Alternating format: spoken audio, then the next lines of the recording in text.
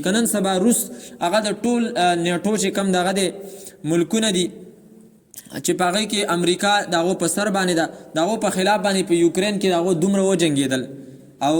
روس اوس هم چې دی نو هغه شان په ترقۍ باندې دی د هغې وجه څه ده د هغو تجارتي چې کم دغه دی هغه په خپلو خپو باندې ولاړ دی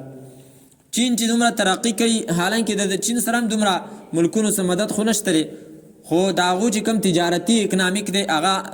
مضبوط دی په خپلو خپو باندې ولاړ دی بل چاته محتاج نه دی نو هغوی ترقي کوي پاکستان ولې ترقي نشي کولی جاپان ولې دومره ترقي وکړله حالانکې جاپان باندې اټم استعمال شوی دی او هغه د هغه وخت نه وروسته دا عهد کړی چې موږ کوم شی جوړو هغه به موږ داسې جوړو چې ټوله دنیا موږ ته په هغې کې محتاج وي د هغو چې کومې ګړۍ دي د هغو چې کوم ګاډي دي د هغو که نورې کوم شی نه دي هغه ټول داسې دي چې یو ځلې یو سړی استعمال کړي نو د بل شي د استعمال خوند وله بیا نه ورکړي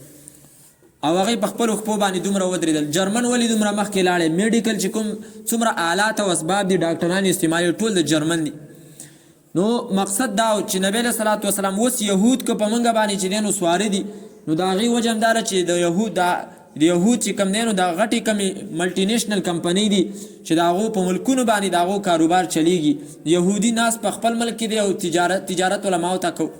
کوکا کولا علماو ته خرڅو پیپسي علماو ته خرڅو حالانکې په هغې باندې لیکلي دي چې پی ایوری پین سیوینګ اسرائیل د روپۍ د جبه هره روپۍ د اسرائیل د حفاظت دپاره ولګو